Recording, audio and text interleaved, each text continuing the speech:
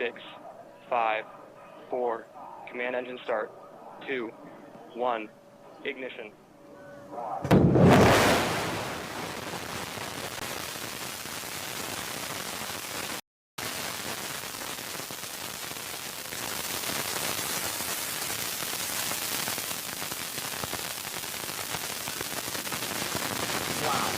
What a great takeoff shot. New Shepard is cleared.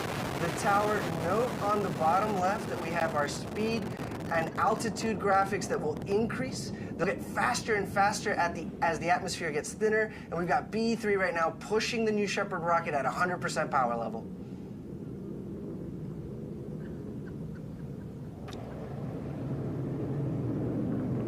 How exciting about 3G our astronauts would be experiencing as they are ascending into space. I know, it's crazy. Lunatic.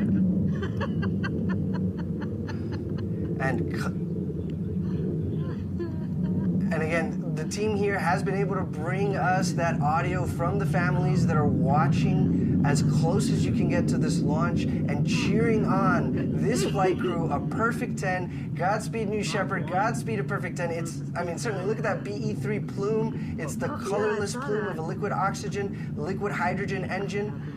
Throttling back right now for max Q.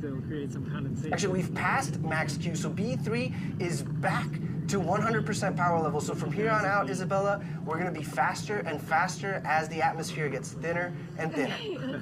Look at her soar. We've got a beautiful contrail there that the cameras are picking up, right? So that's just the moisture condensing as New Shepard pierces through the atmosphere. Mach 2, twice the speed of sound. Oh my God.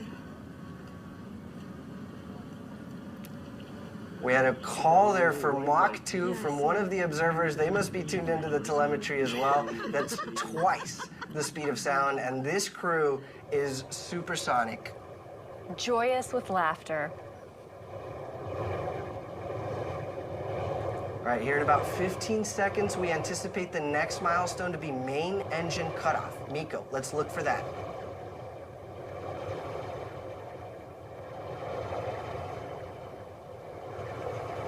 There we have it. Miko, in short succession here, will be vehicle separation, and then our astronauts will get to experience 0G prior to capsule apogee.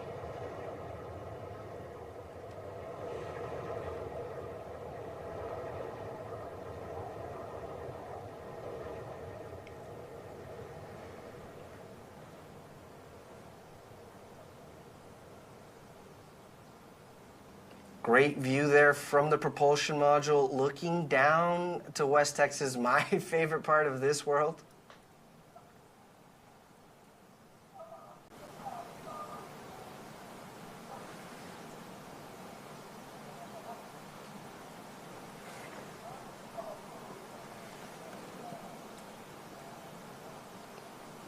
The 0G indicator is flashing. We are getting very close to apogee there. You'll see the velocity meter hit 0.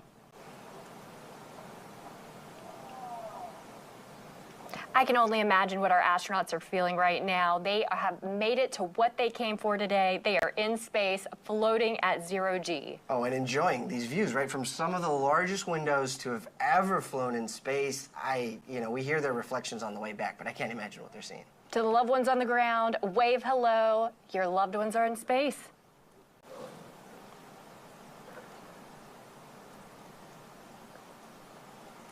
And this tracking shot there, you can see both vehicles there in the middle of your screen as they reach apogee.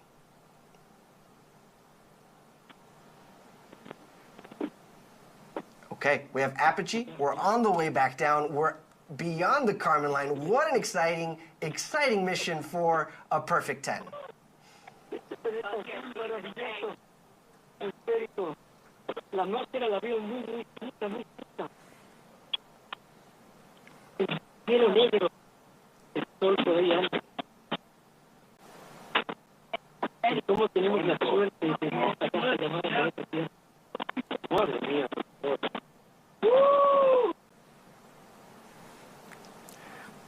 Wow, yeah, we've got great astronaut audio coming in. I heard 1 minute warning of, excitement.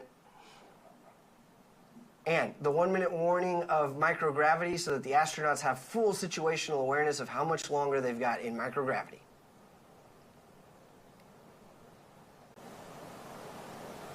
Well, you can notice the telemetry on the bottom of your screen is tracking the telemetry of the booster. So it is coming in faster and faster, and the altitude is decreasing over time.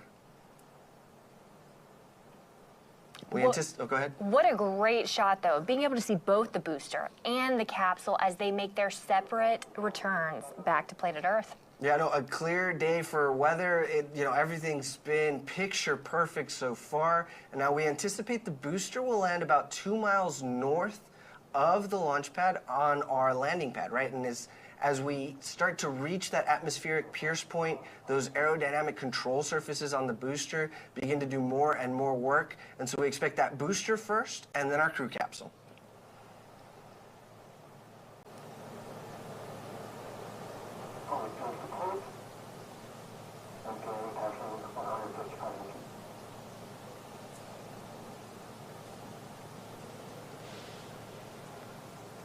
Just a great shot there about how the booster was getting faster or more quickly relative to the gumdrop-shaped crew capsule.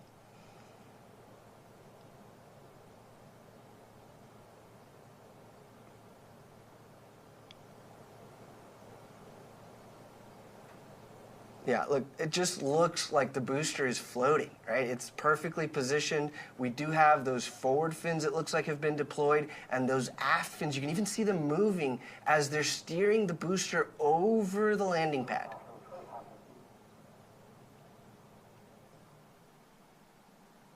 Coming up, we'll see the drag brakes deploy. Oh, there they are, wow. Look at those deploying, and this cuts the speed of the booster in half.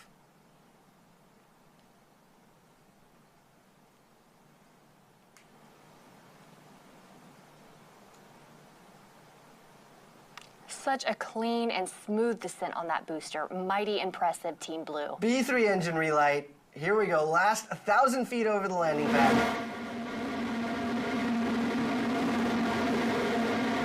And a great drone shot with Guadalupe Peak in the background.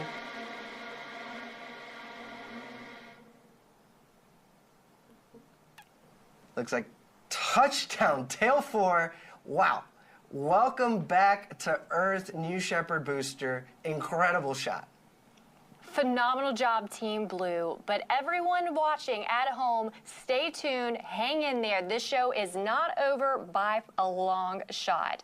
Soon here, we're going to be seeing our capsule and know that our astronauts are returning home safely to Earth. Much to stay tuned for. Right, and so these folks now are seated, they're buckled, they're experiencing 5Gs, and then we've got the shot of the crew capsule coming in. How phenomenal. Again, Eddie, as you mentioned, that is gumdrop shaped, so that way it can help on its return to Earth, ensuring that it slows its descent.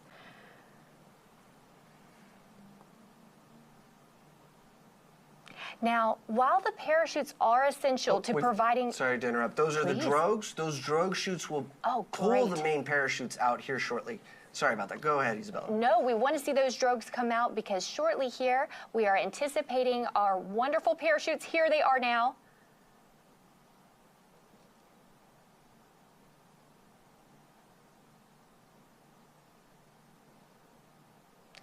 And as they expand, we have not one, not two, but 3 beautiful, fully broadened, wonderful parachutes. Look at those go. Now, those parachutes are what's going to help make a gentle and soft touchdown, as well as a couple other safety systems we have in place.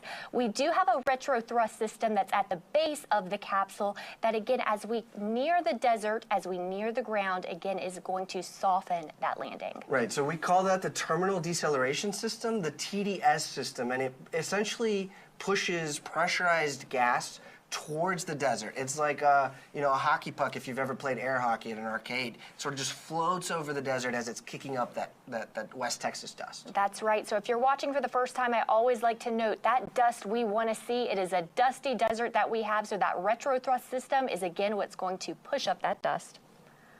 All right, less than 1,000 feet to go here before the retro thrust system fires. If we've got a good drone shot, look for those happy astronauts with thumbs up signs and clapping. See how close we can get.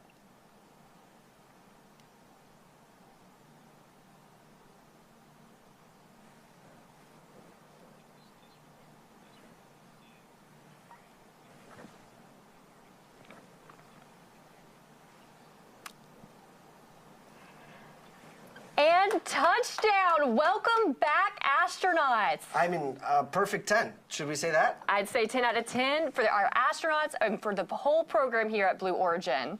I mean, it's always incredible to see a great and easy touchdown for our New Shepard crew capsule. Now, our crew capsule recovery team is currently driving out in a convoy to meet the astronauts. They're going to safe the capsule and get ready to open the hatch. I am just thrilled for our astronauts, and I know that they certainly are, and it's setting in right now as they have just freshly returned to Earth and our newly minted astronauts. That's 5 of those, and Lane having been minted a second time. Yeah, look, you still have that West Texas dust sort of lingering there from the retro firing system. The crew capsule comes back in a passive state, and so the team knows ahead of time more than likely where in the West Texas desert the capsule will land. Actually, from the drone shot we have there, we're pretty close to the road. So we'll anticipate that recovery team coming in on the road there to, to safe the capsule. They'll be led by crew member 7, and then they'll, greet their family members and just celebrate that they've been to space. That's right. And as you can see, we're going to let our astronauts have their moment, take up that space inside of the capsule and commemorate their return to Earth with those that have only been on the journey with them and their other 5 astronauts that are on board with them. So, Isabella, while we wait, we do have a special guest today, one of our former New Shepard astronauts, someone